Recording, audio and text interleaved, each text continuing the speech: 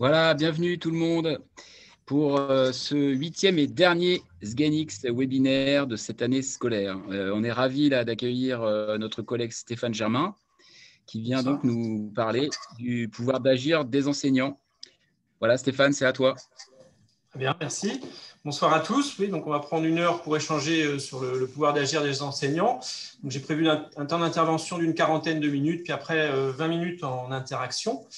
Donc, mon propos, il y aura des éléments conceptuels. On va s'intéresser à ce que peut dire la recherche sur le sujet et puis les concepts un peu connexes. Mais je vais essayer de donner aussi des exemples pratiques et surtout de voir ce qui peut se faire à l'étranger, à la fois comment ça peut être développé dans certains pays et quelles peuvent être les préconisations des organismes internationaux. Donc, quand on dit les organismes internationaux, c'est l'UNESCO, l'OCDE, l'Union européenne et puis aussi le Conseil de l'Europe. Alors, on va commencer évidemment par définir cette notion. Donc, pouvoir d'agir, en anglais, c'est empowerment. Bon, il y a 2 acceptions. Nous, on va retenir l'acception pour le monde du travail. Et donc, dans le monde du travail, le pouvoir d'agir, c'est le fait que les individus décident par eux-mêmes des tâches et du travail qu'ils ont à accomplir. Donc, c'est l'empowerment dans le monde de l'entreprise. Ça fait 15-20 ans que ça se développe fortement dans beaucoup d'entreprises. Ça amène des réorganisations des modes de travail, ça amène des réorganisations de la façon de décider dans l'entreprise et c'est quelque chose qui s'est accéléré ces dernières années. On peut dire depuis 3 ou 4 ans, il y a vraiment une accélération du pouvoir d'agir dans les entreprises. Pourquoi cela? Donc, le deuxième point, le voyez ici, la pertinence. Le pouvoir d'agir, c'est très pertinent à partir du moment où les individus évoluent dans des univers de travail qui sont à la fois complexes et dynamiques. Alors, complexe, un univers de travail complexe, c'est quand notre univers de travail est fait de nombreuses interactions et c'est ça qui fait la complexité, puisque les nombreuses interactions sont simples, chacune d'entre elles à comprendre individuellement, mais comme elles sont nombreuses, ça crée une complexité qui fait que généralement, une seule personne a du mal à percevoir toute la complexité et qu'il peut être utile de réfléchir collectivement pour mieux appréhender cette complexité. Donc ça, c'est une première condition de pertinence. Mais l'univers, ça ne suffit pas qu'il soit complexe, il est aussi dynamique en ce sens qu'il change très souvent. Donc là, on doit fortement réagir et donc dans le travail à accomplir, on doit être réactif. On peut parler d'entreprise agile, etc. Donc quand il y a ces 2 critères qui sont combinés, univers de travail complexe et dynamique, fréquemment changeant, il devient très très pertinent de développer le pouvoir d'agir des individus. Alors concrètement, les conditions, qu'est-ce qui se passe quand une entreprise, en règle générale, développe le pouvoir d'agir? Eh bien, il y a l'idée de réduire, voire de supprimer totalement le travail prescrit. Donc évidemment, si le travail des personnes est prescrit, il n'y a pas de pouvoir d'agir. Évidemment, si on veut développer le pouvoir d'agir, on oublie la prescription du travail. Et puis, sur les pratiques de management, quand il va falloir prendre des décisions, eh bien, on évolue vers des pratiques de management qui sont horizontales, en ce sens qu'on va essayer de décentraliser au maximum la prise de décision auprès des individus qui travaillent. Donc, voilà un petit peu les conditions de mise en place. Alors là, pour l'instant, je n'ai pas du tout parlé de l'éducation. Il y aurait beaucoup d'exemples à donner. Donc, un exemple qui peut être évocateur pour les enseignants, c'est la Maïf, donc qui a cherché, sous la présidence de Pascal Demurgère, à développer le pouvoir d'agir des enseignants. On parle aussi de management par la confiance, j'y reviendrai un peu après. Et donc, il y a eu ce témoignage-là, par exemple, au Grenelle de l'éducation. Le président de la Maïf est venu témoigner de ces pratiques de développement du pouvoir d'agir au sein de la Maïf. Alors ça, c'est une introduction pour le monde du travail en général. Moi, ce que je vais vous proposer, c'est en 2 parties, de s'interroger d'abord, est-ce que développer le pouvoir d'agir, est-ce que c'est pertinent en éducation? Faut-il développer le pouvoir d'agir des enseignants? Et puis en deuxième partie, quelles seraient des modalités très concrètes pour développer le pouvoir d'agir des enseignants? Donc, en 2 parties, on va commencer la première. Et c'est là que ça va être un peu conceptuel. On va aller voir un petit peu ce que peut dire la recherche à ce sujet. Et je vous propose 3 approches de recherche qui incitent à développer le pouvoir d'agir des enseignants. Tout d'abord, tous les travaux de recherche. Alors, quand on parle de la recherche en éducation, il faut bien comprendre que c'est une recherche qui est comme en médecine ou comme dans toute discipline, en économie, tout ce que vous voulez. C'est une recherche qui est mondiale, hein, avec des chercheurs qui échangent au niveau mondial.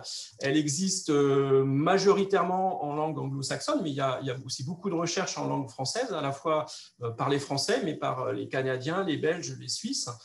Et donc, on a des thématiques de recherche qui sont mondiales. Et donc, une grosse thématique de recherche qui existe depuis une quinzaine d'années, c'est ce qui s'appelle l'implementation gap, c'est toute la recherche sur le déficit de mise en œuvre des réformes descendantes. Donc, j'y reviendrai tout de suite après. Une deuxième approche que je vais vous proposer, c'est tout ce qui a trait au paradigme de l'éducation complexe. Donc là, ça n'a rien à voir avec l'implementation gap, hein, c'est un deuxième domaine.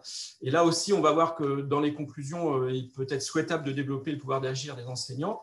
Et enfin, tout ce qui a trait sur la notion de stratégie éducative et quand on s'interroge sur la légitimité des acteurs, qui est légitime pour prendre les décisions. Donc voilà, je vous propose donc dans cette première partie de développer ces trois approches. On commence par la première, tout ce qui a trait à l'implementation gap. Donc, je viens de le dire, ça a commencé il y a une quinzaine d'années aux États-Unis, puis après, c'est un courant de recherche qui s'est un petit peu généralisé dans tous les pays. Les chercheurs qui travaillent là-dessus postulent que la réforme est bien pensée en haut de la hiérarchie, mais vont s'interroger sur elle est pensée tout en haut, elle est descendante. Qu'en est-il dans ces réalisations concrètes après sur le terrain? Et donc, on va donc s'intéresser à est-ce qu'il y a ou non déficit. Et donc, vous voyez, premier tiret, on va s'interroger à la compréhension de la réforme par les acteurs de terrain. On va s'interroger à est-ce qu'ils adhèrent à cette réforme, est-ce qu'ils arrivent à se l'approprier, etc., etc.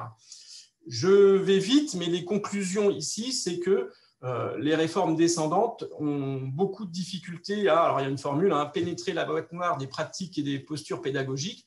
C'est ce qu'on appelle un peu des réformes de surface, c'est-à-dire qu'entre l'intention de départ et la réalité concrète sur le terrain, on peut s'apercevoir que les différentes réformes ne changent pas fortement, les postures très peu et même les pratiques, il y a peu d'évolution. Donc, ça, il y a beaucoup. Je vous mettrai des références bibliographiques. Enfin, hein, vous aurez un certain nombre. Il y a toute une revue de littérature sur le sujet qui donne champ à tous ces travaux de recherche. Alors, dire ça, c'est intéressant de dire que on n'arrive pas, les réformes n'arrivent pas à pénétrer les pratiques et les postures. Mais c'est intéressant aussi au niveau des chercheurs d'essayer de proposer des approches qui permettent justement à ce que les réformes soient applicables. Donc, vous voyez en troisième tiret, il y a un chercheur hollandais, Jan van den Acker, qui propose une approche par le design pédagogique. Je vous la développe à la diapositive suivante. C'est donc ça va être assez conceptuel, hein, c'est la façon de concevoir des réformes qui vont permettre qui vont supprimer le déficit d'implémentation, qui vont permettre à tout le monde de se l'approprier et que la réforme soit effective. Et dernier tiret important ici, à partir du moment où on cherche à avoir ces réformes-là, on va quitter la logique de prescription, donc être dans une logique de dire il y a un niveau central qui va prescrire et ensuite les acteurs de terrain vont appliquer. On doit quitter cette logique-là pour basculer dans ce qu'on appelle une logique de diffusion. C'est-à-dire que la prescription, on comprend bien qu'on essaye de toucher tout le monde et en cherchant à toucher tout le monde, on n'arrive pas à toucher en profondeur chacun individuellement. Donc, on va changer cette logique-là, être sur une logique de diffusion, c'est-à-dire qu'au début, on ne cherche pas à changer tout le monde, à toucher tout le monde.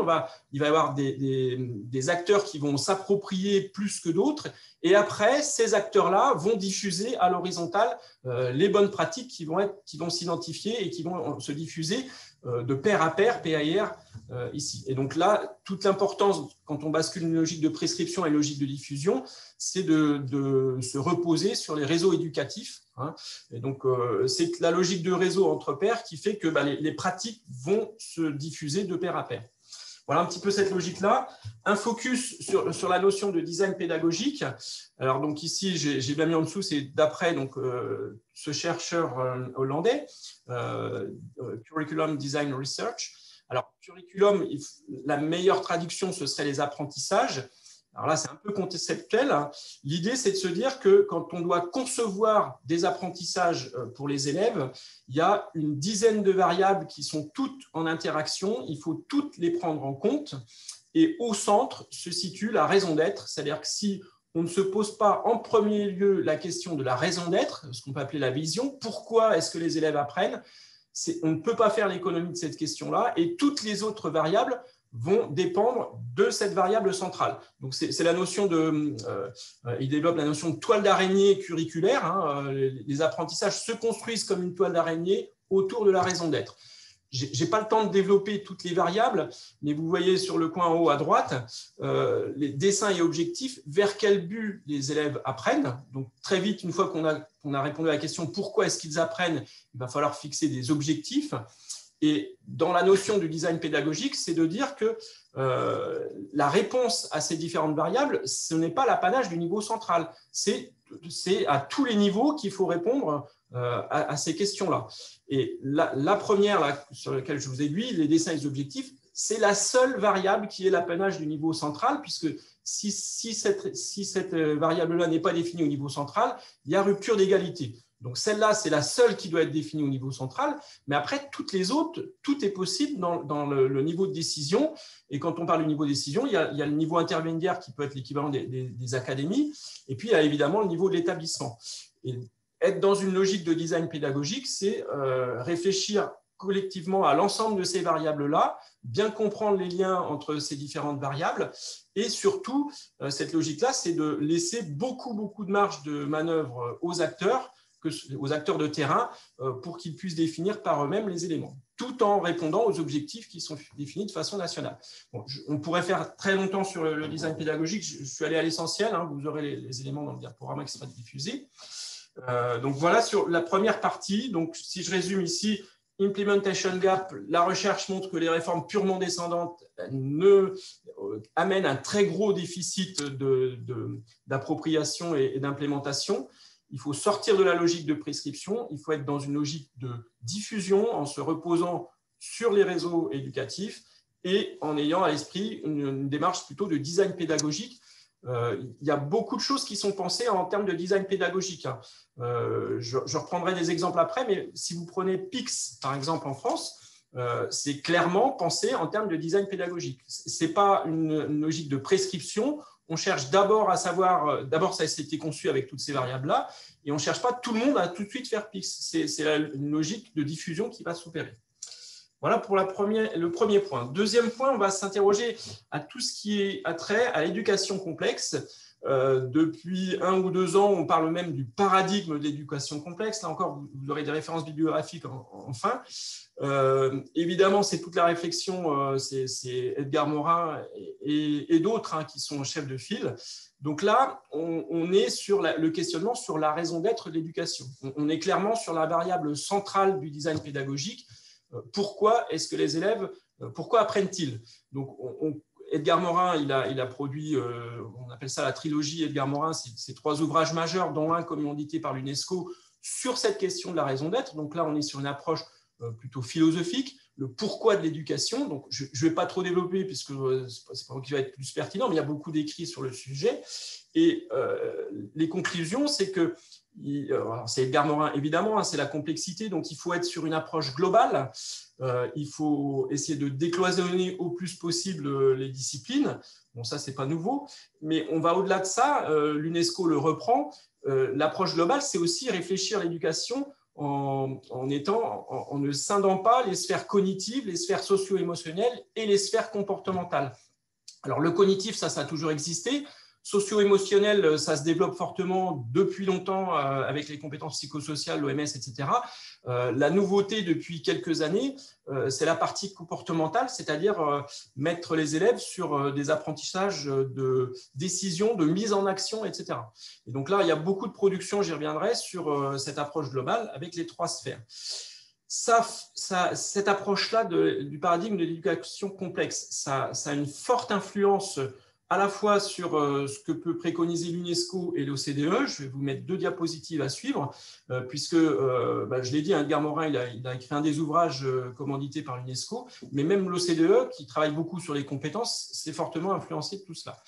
Dernier tiret, vous voyez ici, qu'est-ce que ça change beaucoup de choses, puisque là, du coup, on n'est plus sur des approches individuelles. Il faut absolument développer les collectifs de travail, ça c'est au niveau des enseignants. Au niveau de la pédagogie, on va évidemment favoriser autant faire se peut des mises en activité. On va favoriser l'interdisciplinarité et REL, les ressources éducatives libres. Comme c'est difficile à construire toutes les approches par compétences, il ne faut pas partir de zéro, il faut absolument mutualiser et donc de fortes préconisations à la fois de l'UNESCO et de l'OCDE pour développer les ressources éducatives libres. Un petit focus sur l'approche par compétences. La notion de compétences essentielles reprise par l'UNESCO. Alors, c'est un chercheur, vous l'avez en bas, hein, c'est Marco Rickmann, c'est un Allemand.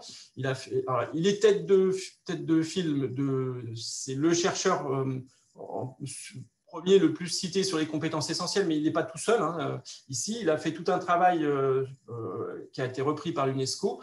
Je ne vais pas tout développer ici, mais vous voyez les titres des compétences ici. La notion centrale de compétences essentielles, je l'ai évoqué, c'est les 3 sphères.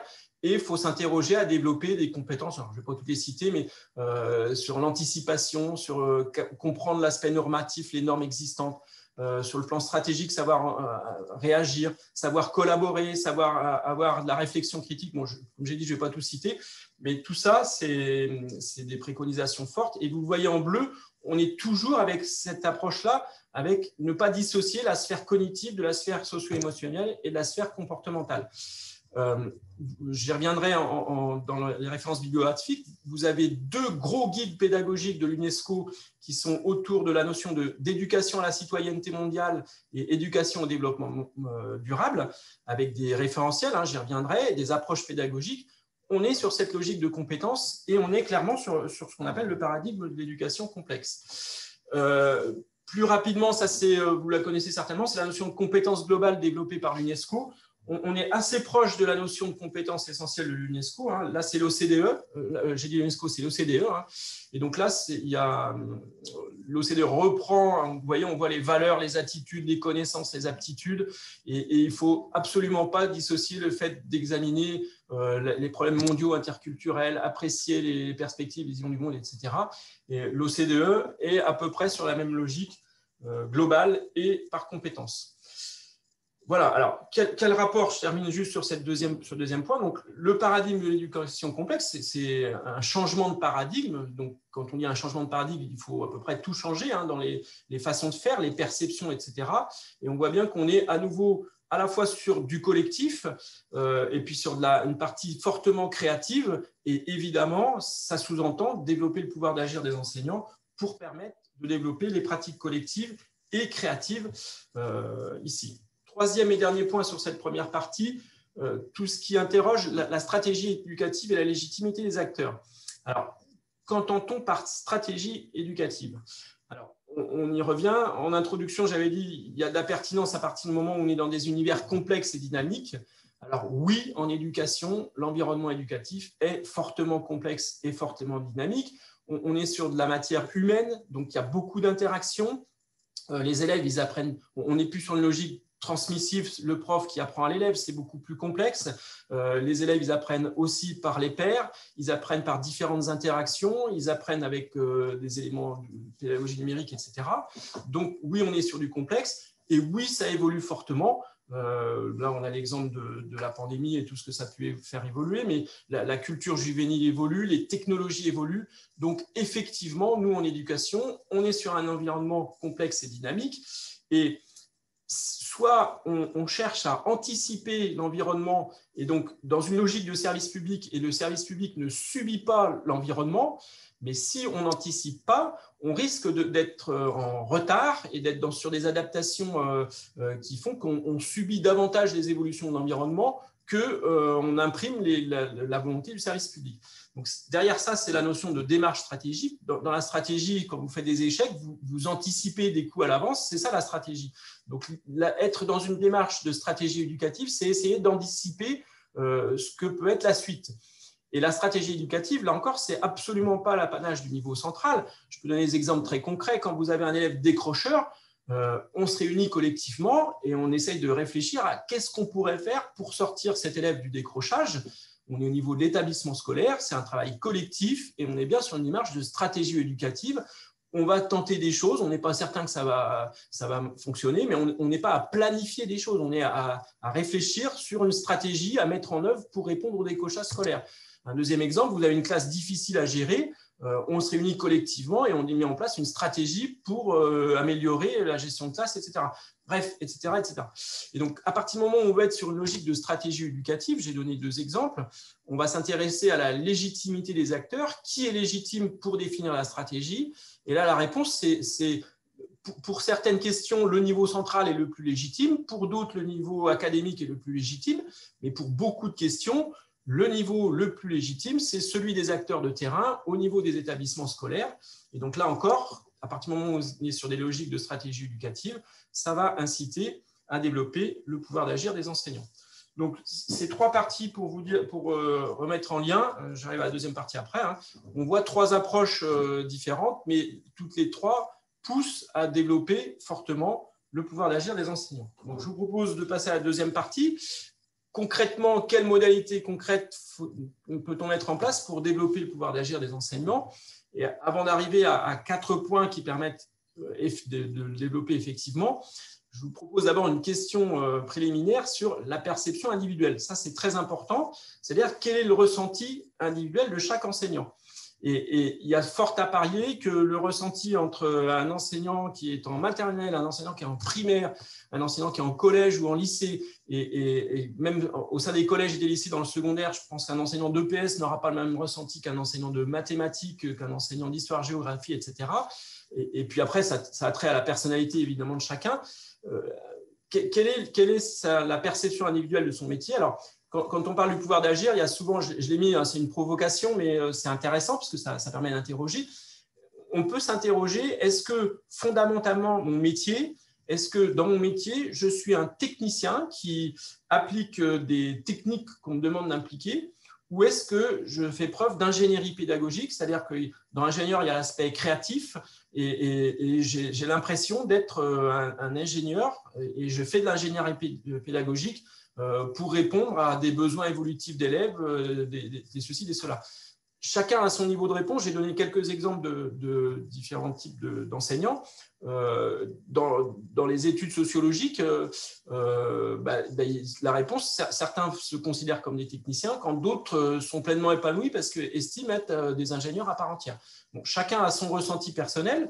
Donc ça, c'est déjà la perception de son métier.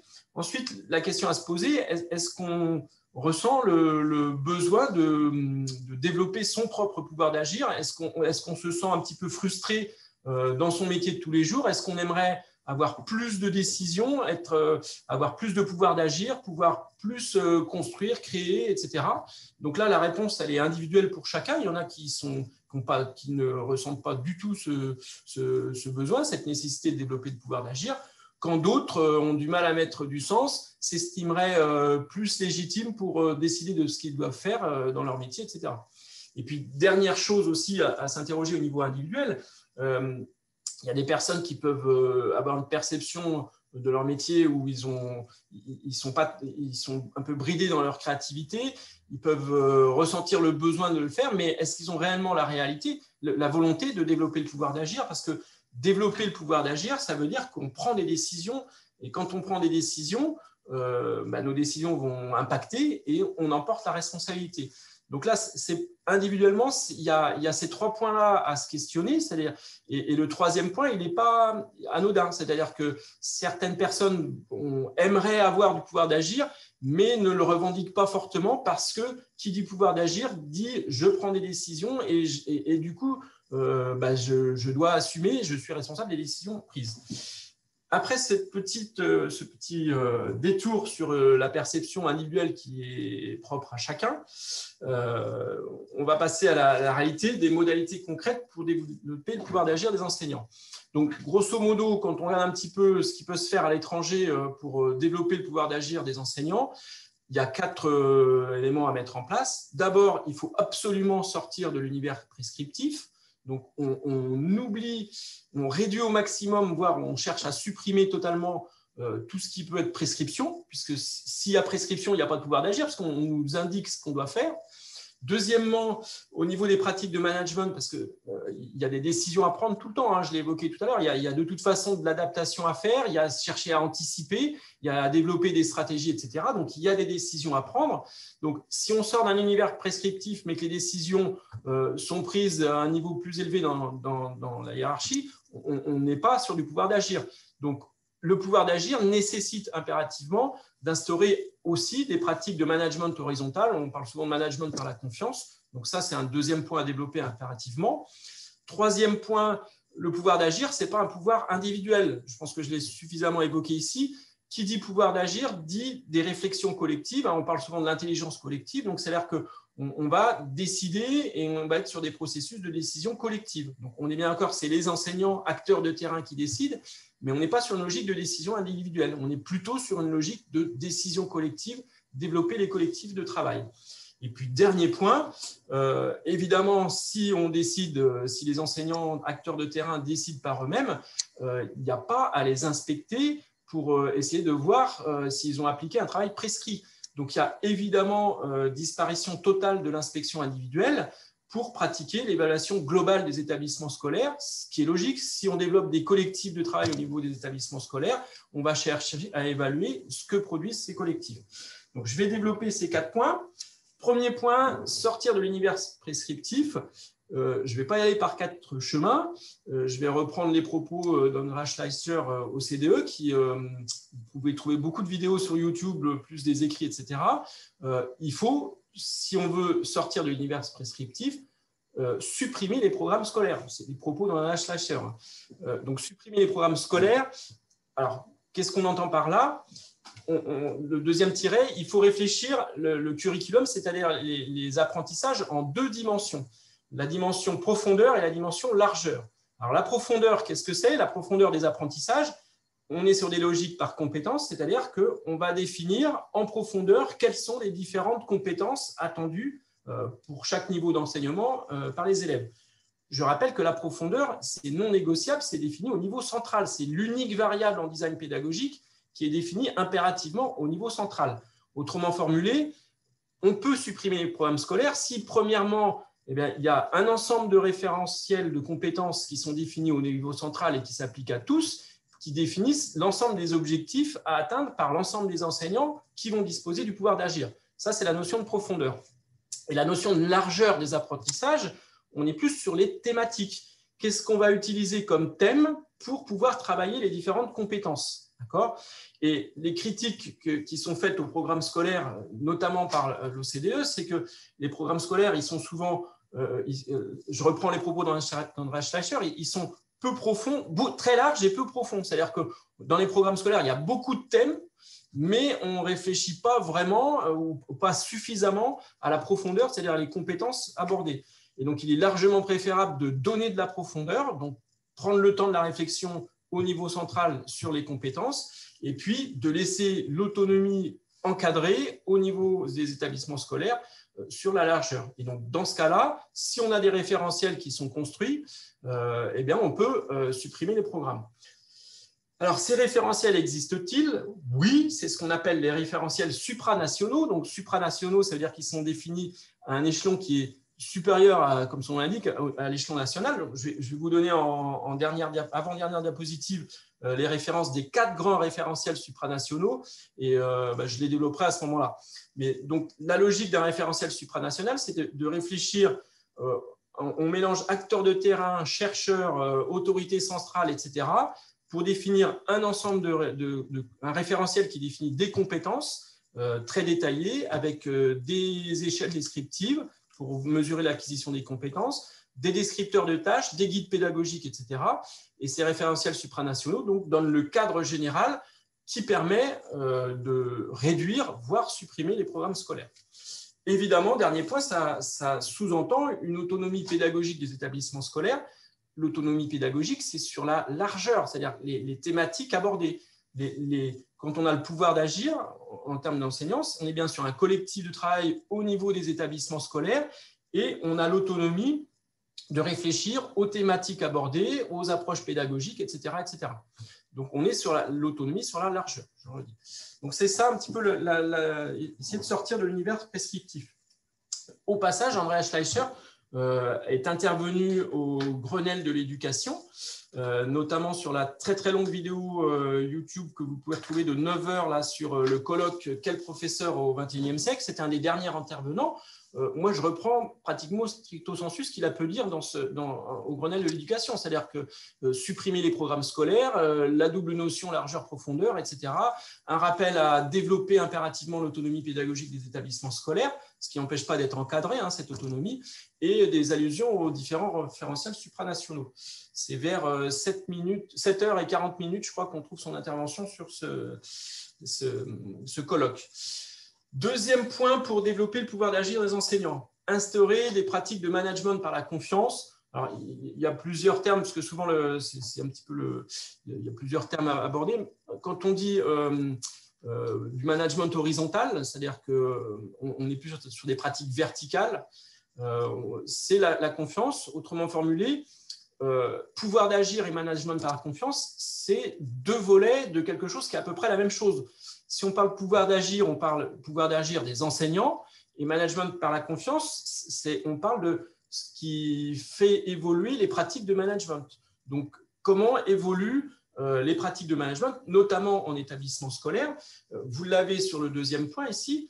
À partir du moment où on fait confiance aux enseignants, qu'on leur donne le pouvoir d'agir et que c'est eux qui décident très fortement et collectivement, je le répète une dernière fois, de ce qu'ils doivent accomplir dans le cadre de respect de référentiels de compétences, etc., eh ben, la posture de management, elle est complètement, elle évolue fortement.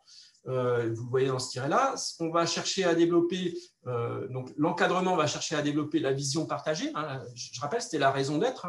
Redonner de la vision pour tout le monde, que tout le monde ait la même vision du service public, de l'éducation, de ce qu'on attend, etc.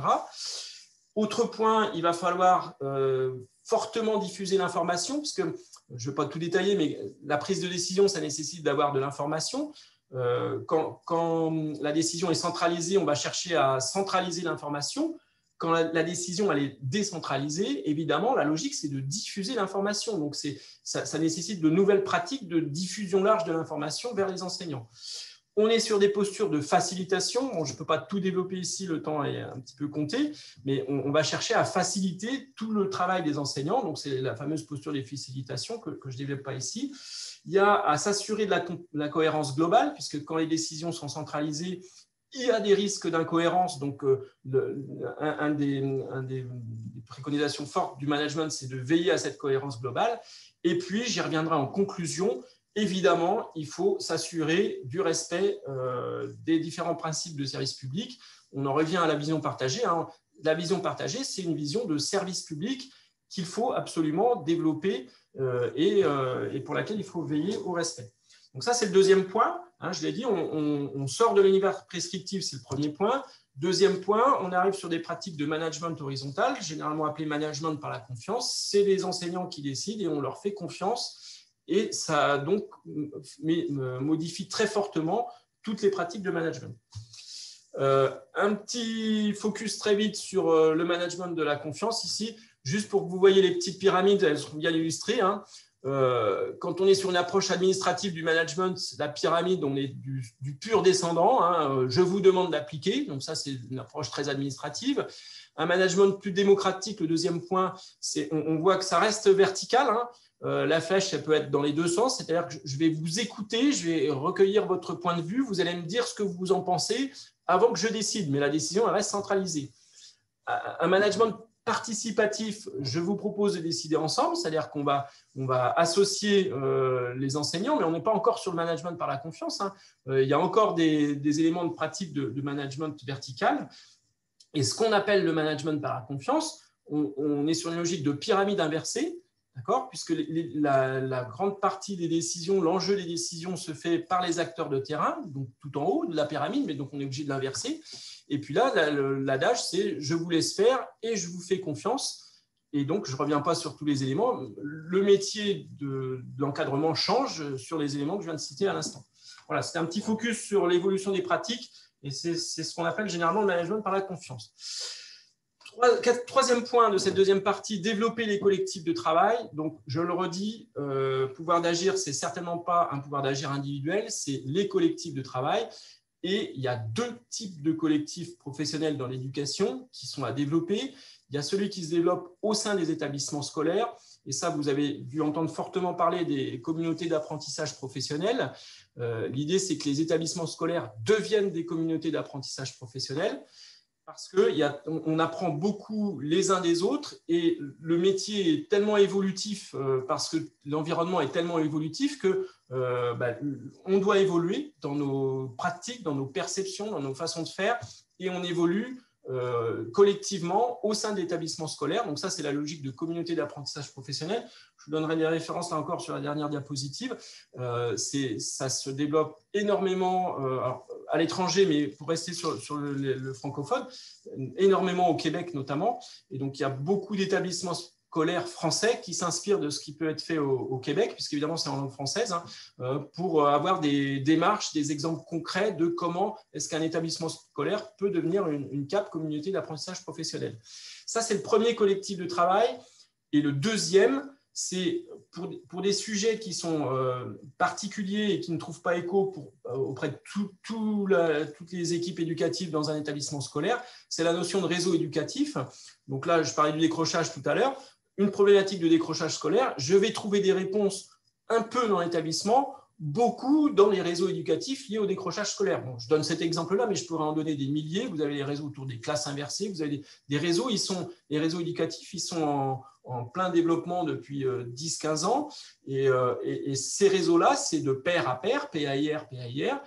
Souvent, ils naissent spontanément. C'est des enseignants qui se sentent insatisfaits et qui vont trouver des réponses hors établissement scolaire, auprès des pairs. Ça suffit pour développer un réseau. Puis après, les réseaux, je ne peux pas détailler la vie des réseaux, mais ils peuvent être institutionnalisés ou pas, ils peuvent être formels ou pas formels, etc.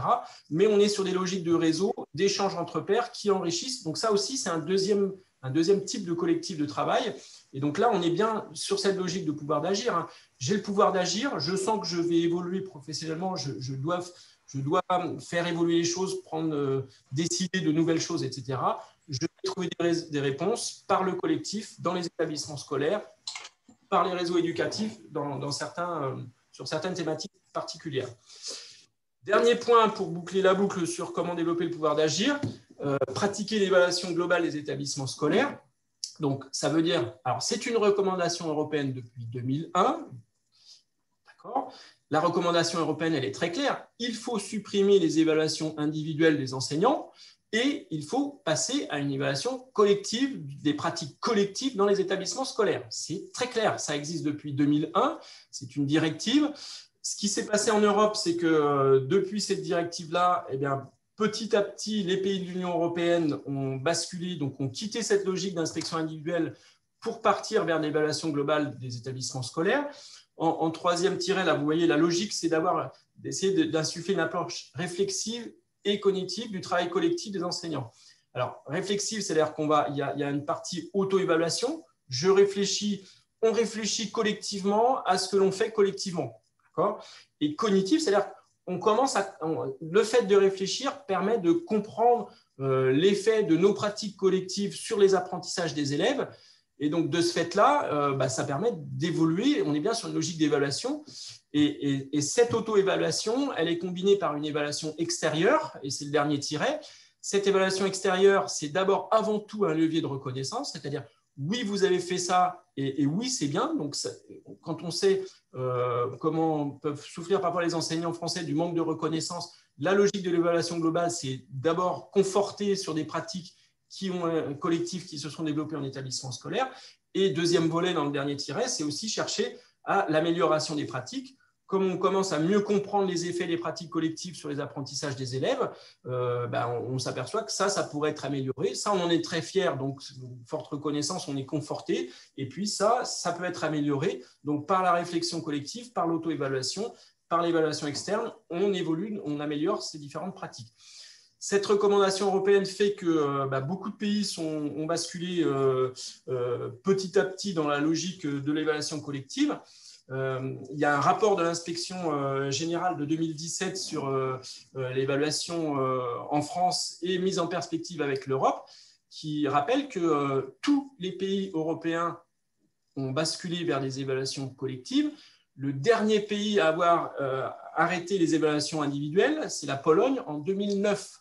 Je le redis, hein, c'est la Pologne en 2009. Vous pouvez trouver ça dans un rapport. C'est le rapport numéro 80 de 2017 sur l'évaluation globale des établissements scolaires de l'inspection générale, qui rappelle que la France est le dernier pays à pratiquer les inspections individuelles et que l'avant-dernier pays, c'était la Pologne en 2009. Voilà, donc ça permet de boucler la boucle. On comprend bien, hein, pouvoir d'agir, on sort du prescriptif, on est sur des pratiques de management horizontal, on développe les collectifs au sein des établissements scolaires et en réseau. Et comme les décisions, là, il va falloir un petit peu voir comment ça se passe, on pratique l'évaluation globale de ce qui peut être fait. Voilà, alors en conclusion de tout ça, les conditions de mise en œuvre, l'expérience montre que les pays qui ont voulu, qui se développent le pouvoir d'agir, ça ne fonctionne que s'il y a deux grandes conditions. D'abord, la vision partagée, c'est-à-dire que ça veut dire que le débat a été porté publiquement, au moins au sein de l'éducation nationale des pays concernés, que je revenais là, j'avais évoqué la posture individuelle là. Il faut que chacun, qu'il y ait débat, qu'on ressente ce besoin-là, qu'on sente l'intérêt pour le service public, qu'on sente individuellement le gain qu'on a à développer le pouvoir d'agir, etc. Donc là, à ce stade de la France, on est très très loin de pouvoir développer ces pratiques-là parce qu'il n'y a pas eu de débat, parce que la vision partagée autour du service public d'éducation, etc., elle est peu développée en France. Premier point. Et deuxième point, vous comprenez bien que si on veut développer le pouvoir d'agir, il faut absolument qu'il y ait de la cohérence. Il n'y a plus d'univers prescrit, donc on n'est plus à dire il faut faire ci, il faut faire ça. Donc il y a un grand vide et il faut impérativement recentrer sur les principes et que chacun ait à l'esprit et que tout le monde ait des principes pour prendre les décisions. Parce que pouvoir d'agir, on doit prendre des décisions. Donc j'ai une dernière diapositive pour illustrer tout cela.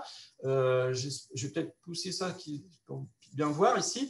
Donc, il faut absolument s'interroger sur les valeurs fondamentales du service public, les fondements éthiques et les principes d'action. C'est pour ça que je parlais d'un débat public. Tant qu'il n'y a pas un débat public dans un pays sur quelles sont les valeurs fondamentales du service public, universalité, solidarité, neutralité, etc., je ne vais pas développer.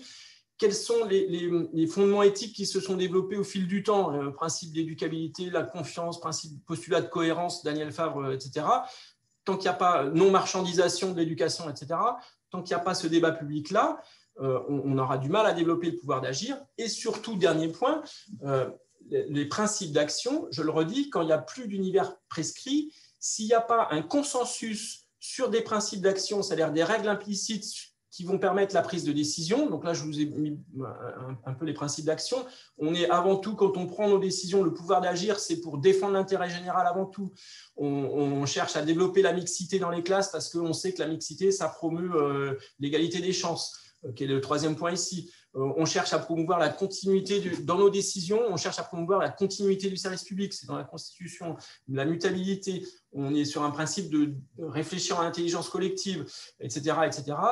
Tant qu'il n'y a pas eu des débats et que chacun, pour le pouvoir d'agir, a à l'esprit ces principes d'action, développer le pouvoir d'agir peut ne pas avoir les effets escomptés et puis perdre de la cohérence et perdre en qualité de service public, etc.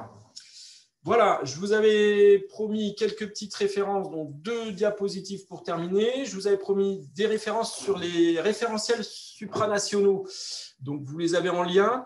Le premier, le plus connu, c'est peut-être celui que je peux développer en 1 minute, c'est le cadre européen de référence pour les langues, donc les niveaux A1, A2, B1, B2, etc. C'est un document, je crois, 120, 130 pages. C'est un guide pédagogique. C'est bien un référentiel puisqu'on a des compétences qui sont toutes développées. Il y a des échelles descriptives qui permettent d'attester du niveau de compétences acquis. Et il y a même des descripteurs de tâches. Donc, c'est bien un guide pédagogique. Si vous voulez travailler telle compétence, il y a des descripteurs de tâches qui permettent de faire des mises en activité qui travaillent les compétences. Et bon, je développe celui-ci dans la logique, mais la logique est la même pour les autres. Et quand il a été conçu, alors lui, c'est le Conseil de l'Europe qui a conçu ce référentiel-là. Quand il a été conçu, c'est très clair en introduction, c'est qu'il est conçu pour les décideurs publics et pour les acteurs de terrain. Voire, il est conçu pour les acteurs de terrain et aussi pour les décideurs publics s'ils le souhaitent. pourquoi je prends ce détour-là? C'est-à-dire que selon les pays, donc ça s'impose à tous au niveau européen, selon les pays, il y a des pays qui ont eu très peu de prescriptions autour de ce référentiel-là, c'est-à-dire qu'ils ont laissé les enseignants s'approprier le référentiel. Donc, c'est un vrai pouvoir d'agir, et puis charge à eux de développer les contenus pédagogiques avec les objectifs très clairement explicités en termes de compétences. Et dans d'autres pays, il va y avoir de la prescription sur les thèmes, sur la façon de faire, etc.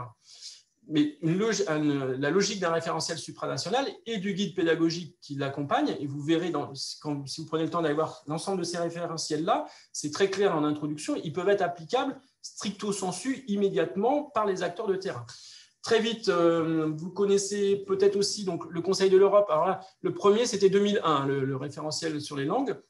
En 2005, le Conseil de l'Europe a fait un référentiel sur l'éducation à la citoyenneté mondiale, la notion d'éducation à la citoyenneté mondiale. Même logique, un document assez long, un référentiel des compétences, des descripteurs de tâches, un guide pédagogique, etc.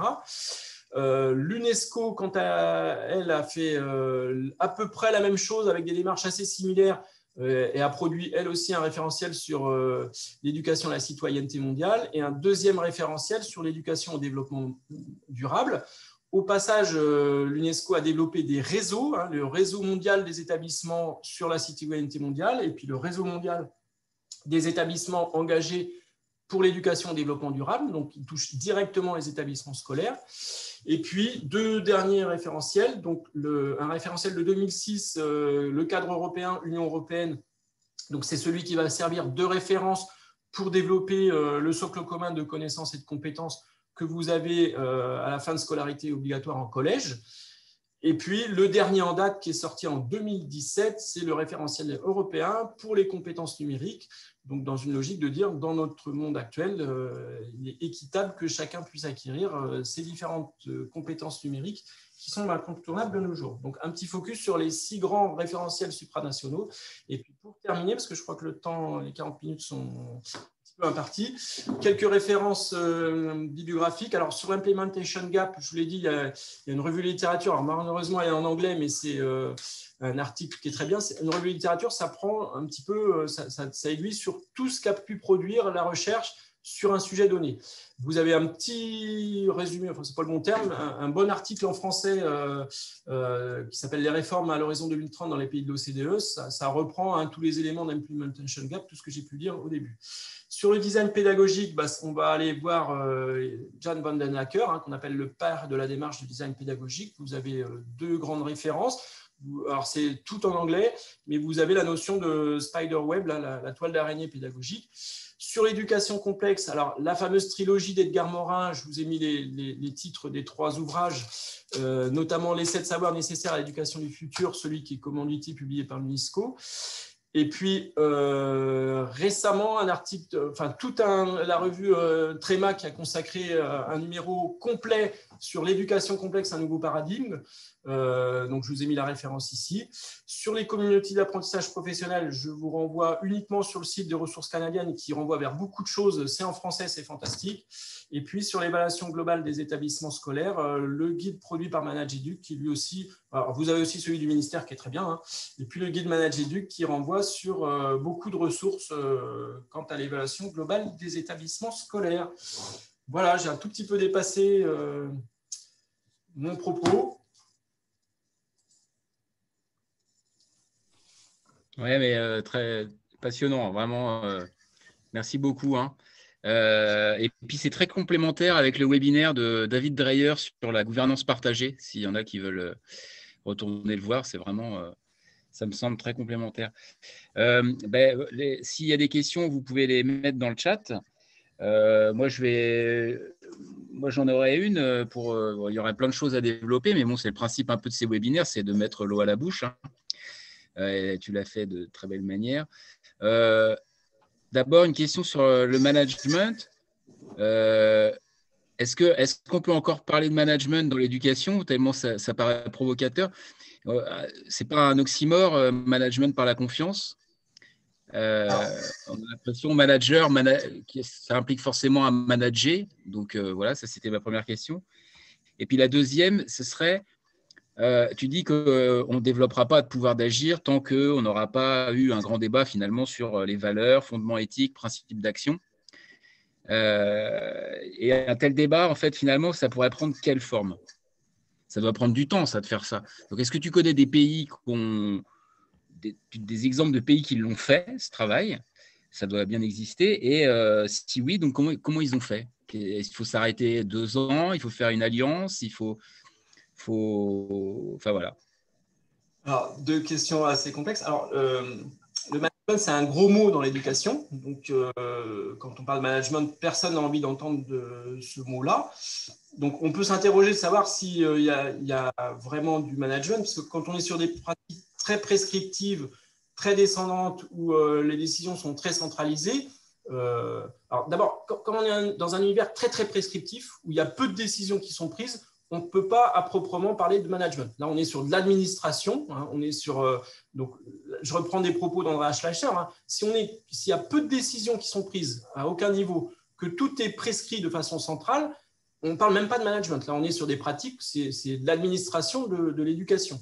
Donc, on parle de management à partir du moment où il y a des décisions à prendre et qu'il y a un collectif à gérer. Donc, il y a de l'action collective, c'est la définition du management. Hein, il y a de l'action collective et comment va s'orienter cette action collective.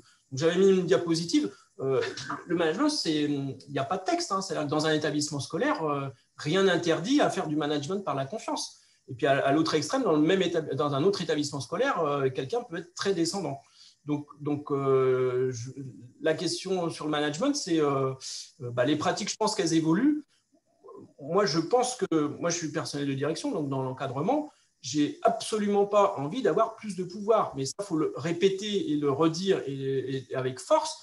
Dans notre métier, on ne s'épanouit pas en ayant plus de pouvoir. C'est tout le contraire. On s'épanouit en étant sur des logiques de management par la confiance, parce que quand on s'interroge sur la légitimité, on perçoit bien que sur beaucoup de champs de décision, les enseignants sont plus légitimes collectivement qu'un personnel de direction qui ferait la synthèse des décisions, des informations, prendrait une décision et l'imposerait. Donc nous, notre épanouissement personnel, moi je parle pour moi, mais je le sens chez beaucoup de collègues, c'est que nous, le souhait quand même, c'est d'évoluer vers des pratiques de management par la confiance, au sens où on est dans des postures de facilitation, on essaie d'animer des collectifs de travail. Et c'est ça qui est épanouissant pour une grande partie. Et moi, ça fait 11 ans que je suis personnel de direction sur le secondaire. Je l'étais dans d'autres établissements avant notre niveau. Et moi, je sens que sur les lauréats de concours, en l'espace de 10 ans, j'ai pu sentir quand même quelque chose. Il n'y a pas d'études sociologiques fortes, hein, mais on sent que ce qui va motiver des personnes à devenir personnel d'encadrement, c'est de vouloir animer des collectifs de travail sur des attendus pédagogiques et être dans des postures de facilitation. C'est pas faire de l'administration de l'éducation et s'assurer d'un travail prescrit. Donc voilà, ça c'est pour la question. Je ne sais pas si ça répond. Alors, tant mieux. Je te coupe juste avant de passer à la deuxième. En fait, il y a une question en lien avec qui suit ce que tu viens de dire, donc je me permets de la poser. C'est Cécile qui demande, alors du coup, par quoi on commence dans un lycée pour initier la mise en place de ce collectif de travail? Puisqu'il y a quand même des endroits où c'est chacun dans sa classe et voilà, comment on démarre un travail comme ça. Alors, à titre personnel, je pense que le lycée, c'est presque le plus difficile pour faire animer des collectifs de travail. Je pense qu'il y a plus de leviers en collège et plus de leviers sur maternelle et primaire, me semble-t-il. Pourquoi? Parce qu'en lycée, on est quand même sur un travail qui est fortement prescrit. Et donc, les collectifs de travail, c'est développer des projets pédagogiques en interdisciplinarité, on a des décrocheurs, donc essayer de développer des dispositifs pour lutter contre le décrochage. On trouve plein de thèmes en lycée, si on le souhaite, qui sont interdisciplinaires, qui concernent tout le monde, etc. Mais ce n'est pas le plus facile. Un des points qui peuvent être importants, c'est les emplois du temps. La notion, avec la réforme du lycée, les emplois du temps se sont complexifiés. Donc, c'est devenu très complexe. Et soit c'est le personnel de direction qui fait tout seul, il y passe ses 2 mois, il s'arrache les cheveux et les emplois du temps ne sont pas optimales. Soit on est sur des logiques d'intelligence collective. Donc là, ça veut dire développer les emplois du temps en intelligence collective. Donc, ça veut dire que c'est une nouvelle posture des enseignants puisqu'ils participent à la construction des emplois du temps. Mais ça, c'est une bonne clé d'entrée, me semble-t-il, en lycée pour développer le collectif. En collège, il y en aurait d'autres, puisqu'en collège, il y a le socle commun, l'approche par compétences, l'interdisciplinarité. Il y a beaucoup, de mon point de vue, il y a plus de points d'entrée en collège, et puis même chose sur le primaire et maternelle. Voilà pour la partie management. Ok, merci. La deuxième Donc question. sur la question des pays là, qui auraient pu faire ce travail là, que tu préconises. Alors, en fait, moi, je vais répondre par un petit peu une pirouette. Moi, j'ai commencé au début des années 2010 c'était des projets Erasmus, des visites d'études, etc., à travailler sur des thèmes en visite d'études avec beaucoup de pays européens. Et ça, c'est très enrichissant. C'est-à-dire, quand vous partez en vacances à l'étranger, ça vous permet de vous interroger sur la culture française. Quand vous travaillez sur des thématiques communes avec 12 pays étrangers, et on perçoit la diversité des systèmes éducatifs d'une part, mais la diversité culturelle. Et moi, c'est assez violent quand on commence ça, c'est assez violent ce que peuvent nous renvoyer les étrangers sur ce qu'on est, nous, Français, dans notre culture professionnelle enseignante. Quand je dis que c'est assez violent, c'est-à-dire que on est à beaucoup critiquer le niveau central, mais on n'est pas force de proposition. Et puis, moi, il y a des collègues étrangers qui me renvoient que on n'a pas évolué. En fait, beaucoup de pays ont évolué sur ces 15-20 dernières années sur des thématiques que j'ai citées. Hein. Et la France, on est resté culturellement. Mais quand je dis culturellement, c'est tout le monde à tous les échelons de tout le système éducatif. Et donc, ces pays-là, le débat, il s'est fait presque naturellement. C'est-à-dire que d'abord, ils partaient, je pense, d'un univers moins prescrit, parce qu'on ne se rend pas compte, nous, la France, notre façon de fonctionner, qui est quand même assez centralisée, et vous prenez l'Allemagne, il y a autant de systèmes éducatifs que de Länder, quoi. L'Espagne, elle a évolué vers une décentralisation forte, c'est-à-dire que avant d'arriver à une décentralisation en établissement scolaire, il y a d'abord eu plus de prérogatives données au niveau des académies. Mais là, la France, on est resté très centralisé au niveau national, mais même culturellement, individuellement, on n'est pas sur une logique de s'investir. L'aspect provocateur, est-ce que je suis technicien ou je suis ingénieur? Pour certains, l'ingénierie pédagogique, faire preuve de créativité, s'épanouir dans la créativité pédagogique, c'est pas si évident que ça pour beaucoup de personnes. Donc, pour revenir à l'étranger, en fait, le débat, il s'est fait graduellement. Il a toujours existé. Je prends des exemples très concrets là. J'ai pris celui de l'exemple de l'évaluation globale lancée en 2001 et en fin 2010, ça avait tous les pays européens étaient partis là-dessus. La France était restée en retrait. Je prends un deuxième exemple pour illustrer ça.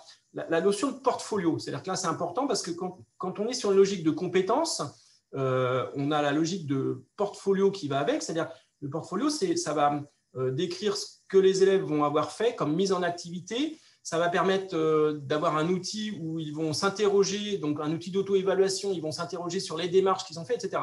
Donc généralement, quand on développe l'approche par compétences, on développe les portfolios.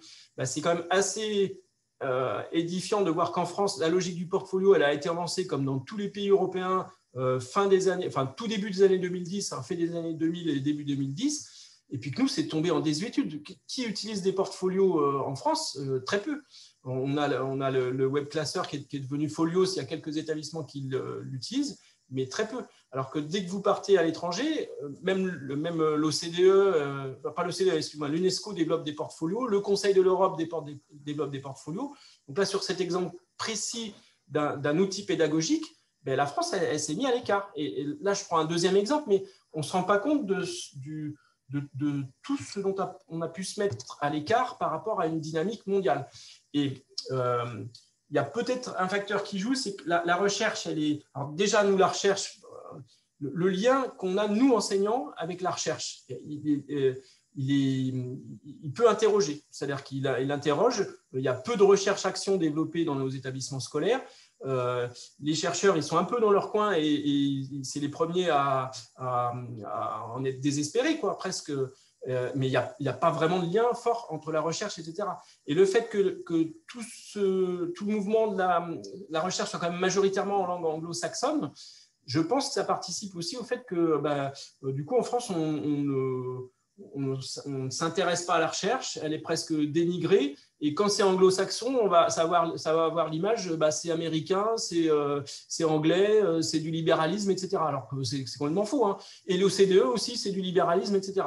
Donc, il y a tout un tas de facteurs qui fait qu'à tous les échelons, à tous les niveaux, on a l'impression que la France reste un peu en retrait d'une dynamique mondiale. Moi, c'est ce que me renvoient tous mes collègues étrangers et me l'ont renvoyé quand j'ai commencé ça il y a maintenant une dizaine d'années, plus d'une dizaine d'années. Et plus on avance dans le temps, plus ils me renvoient ça comme image. C'est assez intéressant. Je ne sais pas si ça répond à la question qui est assez difficile quand même. Et comment lancer un grand débat public, là, s'il y avait une solution miracle, ce serait bon de la connaître, mais il n'y a pas de solution miracle pour lancer un grand débat public là-dessus, quoi. Ouais. Je crois quand même qu'il y a des pays qui ont essayé de dépolitiser en se disant, bon, allez, on a l'éducation, qui est un sujet qui devrait être le souci de tout le monde, et comment on essaye d'un peu de mettre ça sur la table. Il y a une question. Juste pour terminer aussi, il y a des rapports de l'OCDE, alors que je n'ai pas mis en référence, mais qui sont intéressants, c'est qu'il y a des pays qui ont se sont lancés au niveau central sur autonomie des établissements scolaires, pouvoir d'agir des enseignants, etc. Il n'y a pas eu assez de cadrage, il n'y a pas eu le travail des principes, etc. Et ça a pu être des échecs. Il y a un rapport de 2015 de mémoire sur la Suède notamment. La Suède qui a voulu lancer ça à marche forcée, entre guillemets, avec des enseignants qui n'étaient pas encore suffisamment préparés. Il y a un rapport de l'OCDE qui, alors pourtant l'OCDE préconise fortement l'autonomie pédagogique, etc., mais a pu pointer du doigt des échecs quand c'est pas bien travaillé. Donc ça menait à... Passage en force, quoi. Ouais. Y a une question, on va s'arrêter là parce que c'est le principe, hein, de terminer à l'heure. C'est une question sur la définition même du métier enseignant. Elisabeth qui demande comment convaincre qu'il n'y a pas que le temps face à face élève, et comment redéfinir ce métier. Elle propose peut-être en l'appelant plus enseignant, mais coopérant dans l'éducation. Enfin, il y a peut-être une piste là. C'est un vieux thème au SGEN, hein, mais finalement, est-ce qu'on n'a pas limité énormément le métier en le définissant qu'en 18h, 15h, 20h, et en laissant, comme je dis souvent, un éducateur spécialisé, il a du temps collectif de travail d'inclus. Et nous, il n'y a que quand ça devient hyper dur, en REP+, que ce temps est là, mais sinon, voilà. En fait, à partir du moment où on accorde l'autonomie, si on accorde l'autonomie aux établissements scolaires avec une évaluation globale, ça veut dire qu'il n'y a plus de travail. Il faut imaginer un univers qui n'est plus prescrit, où on a quand même des postures de management par la confiance. Chacun a des logiques de principe d'action, et on vous dit, il y a des référentiels, vous devez travailler ça, c'est l'objectif, vous faites ce que vous voulez, mais nous, on fera une évaluation globale tous les 3 ans. Donc, vous ne faites pas n'importe quoi, puisque vous allez vous auto-évaluer et rendre compte, ce n'est pas le bon terme, nous faire part de ce que vous avez fait, et on viendra tous les 3 ans. Mais ça c'est un incontournable. C'est-à-dire que les collectifs du travail, dès qu'on les lance, moi, l'expérience que j'ai eue à l'étranger, puis même dès qu'on lance des petits collectifs, même en France, les enseignants s'épanouissent dans ces collectifs-là.